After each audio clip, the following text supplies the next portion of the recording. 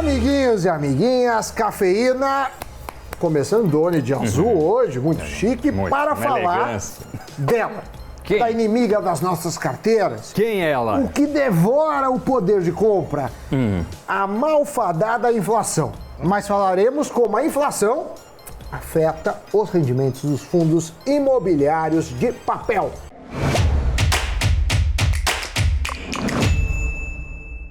Pois é, e como eu sei que parte da nossa audiência investe em fundos imobiliários, gosta do tema, esse assunto pode te ajudar a analisar o cenário que vem se desenhando daqui para frente. Por quê? Porque a gente está vindo de um cenário de uma inflação bem alta, uma inflação que chegou a acumular 12% em 12 meses. No entanto, é aguardado que a desgraça da inflação, esse monstro da inflação, comece a acalmar daqui para frente. E se isso acontecer, os rendimentos dos fundos imobiliários de papel podem ser impactados. Só para situar quem possa ser novo no mundo dos FIIs, os fundos de papel investem em recebíveis imobiliários, chamados de CRIs. Este, Doni, é um tipo de investimento que investe o patrimônio dos cotistas em ativos ligados ao setor imobiliário. Logo, os CRIs, os certificados de recebíveis imobiliários, as letras de crédito imobiliárias e as letras hipotecárias são os tipos de ativos que os gestores dessa modalidade de FIIs investem. Mas com uma Selic que saiu da casa dos 2% para mais de 12%, além da inflação em alta, a modalidade acaba se beneficiando, assim como outras também. No caso de um fundo de tijolo, a inflação acaba valorizando o imóvel do fundo, o que consequentemente pode ou não ser repassado em forma de alta no aluguel. Se for repassado, a cota do fundo tende a aumentar.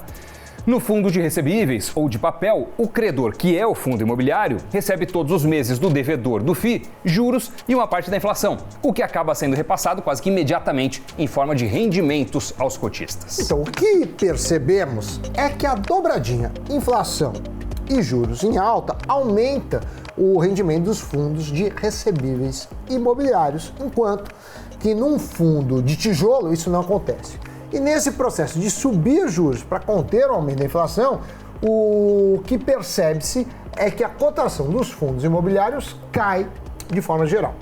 Isso é meio que um processo natural, porque a taxa de desconto, dos FIIs sobe. Mas como os fundos de recebíveis começam a melhorar seus rendimentos, eles conseguem ficar mais estáveis, ao passo que os FIIs de tijolos começam a desvalorizar suas cotas. Agora, quando a inflação começa a ceder, a cair, o rendimento dos fundos de recebíveis também acompanha essa queda.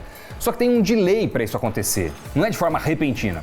Se a inflação ficar consistentemente mais baixa, há um movimento natural de redução na taxa de juros por parte do Copom, do Banco Central. E tendo uma Selic menor, os fundos de recebíveis passam a reciclar suas carteiras, o que traz spreads menores e gera rendimentos menores também.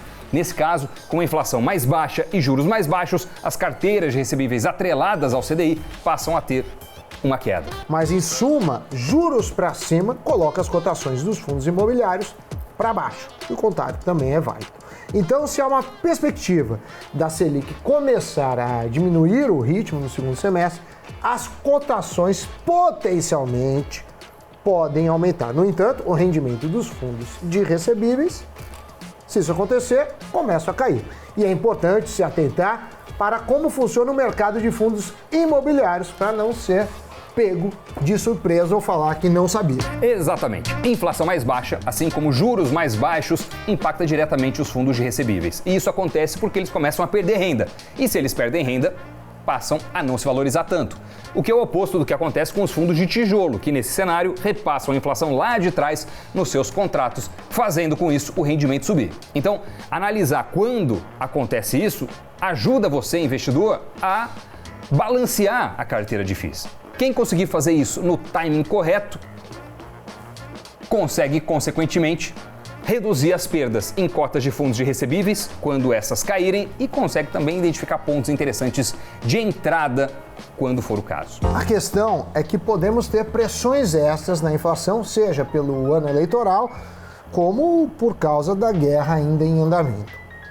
E o risco é não conseguir convergir tão já a inflação para dentro da meta. Então, Doni, não dá para afirmar que o cenário está definido. Não dá. Estou falando isso porque senão vocês saem aí vendendo seus FIIs de recebíveis para os de papel, mas uma boa carteira de fundos imobiliários continua sendo bem diversificada. Agora, o que pode sim e deve ser feito é calibrar a sua exposição de acordo com a sua aptidão ao risco e o cenário que se demonstrar pela frente. Até porque se a gente tiver um período maior de juros e inflação em alta, isso tende a aumentar a inadimplência nos fundos de recebíveis. E se alguém tiver 100% da carteira alocada nesses fundos, aí o risco é maior. Para ter uma ideia, o volume de emissão de recebíveis imobiliários, os CRIs, no ano passado, cresceu 121%, alcançando a cifra de 34 bilhões de reais. O dado é da Ambima, que comparou o ano de 2021 com o ano de 2020. Esse maior resultado foi porque teve uma maior busca por recursos, seja para comprar terrenos, seja para executar obras pelo país depois da pandemia. Só que o momento atual é desafiador. A alta da inflação fez a Selic subir e isso encareceu o crédito para o comprador de imóveis. E tal fato agora fez a demanda reduzir, além de dar aquela comprimida nas margens do segmento. Pois é, então temos visto lançamentos colocarem o pé no freio e construtoras comprarem menos terrenos. E com a velocidade menor nas vendas de unidades prontas e em construção, é preciso de mais crédito para seguir com as obras, assim como pagar os terrenos. E aí que está o risco para o investidor, caso não seja feita uma análise criteriosa da carteira de CRIs que o fundo imobiliário investe. E daí entra justamente o risco de calote que Doni falou há pouco. Uma dica ao investir em FII de recebível ou de recebíveis é analisar se os gestores têm participação nas carteiras de CRIs. Pela lógica, o gestor ou o estruturador não colocaria seu dinheiro ali caso não tivesse uma confiança razoável no retorno. Na carteira recomendada de fundos imobiliários da Nuinvest, o analista José Falcão recomenda 4 fundos de recebíveis. São eles: RBR Rendimento High Grade, Capitânia Securities 2, Quineia Securities e Devant Recebíveis Imobiliários. Além deles, tem mais 5 recomendações: 2 FIIs de logística, 1 de agronegócio, 1 de shoppings e 1 de escritório.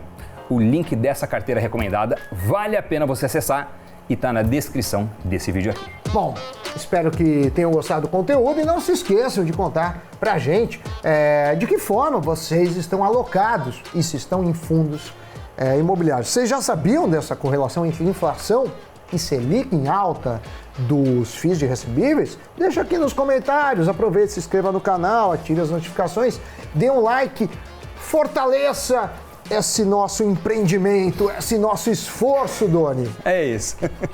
Vamos para o giro de notícias. E o preço das passagens aéreas está literalmente nas alturas. Nos últimos 12 meses até junho, os bilhetes acumularam inflação de mais de 123% no Brasil. No mês, em junho, o preço dos bilhetes subiu 11,36%, após alcançar 18,4% de alta no mês passado. A forte inflação das passagens acompanha a maior demanda por viagens depois da queda das restrições da pandemia.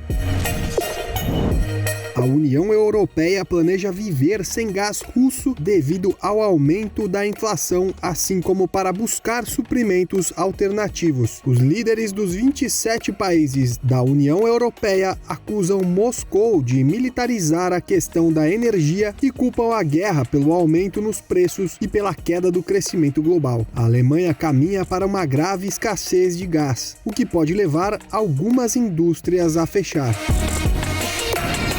A empresa cripto norte-americana Harmony disse que hackers roubaram cerca de 100 milhões de dólares em moedas digitais de um de seus principais produtos. O roubo atingiu a infraestrutura Horizon, uma ferramenta de transferência de criptomoedas entre diferentes blockchains. Notícias giradas, cafeína, encerrado.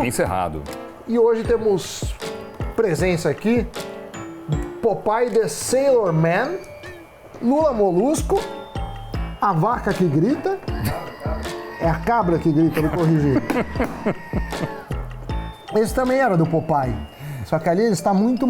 Esse é aquele do Esse aqui é esse? Eu acho que mesmo? é, só que ele tá numa versão Eita, mais meu Deus brava. do céu. Já tô quebrando os brinquedos do Aqui Sam era, aqui. era Pepe legal ou El Cabong esse? É que agora eu fiquei tenso aqui, uma peça caiu, acho que é hora de encerrar o programa. Vamos encerrar, tchau. Porque minha vida corre risco, tchau. Tchau.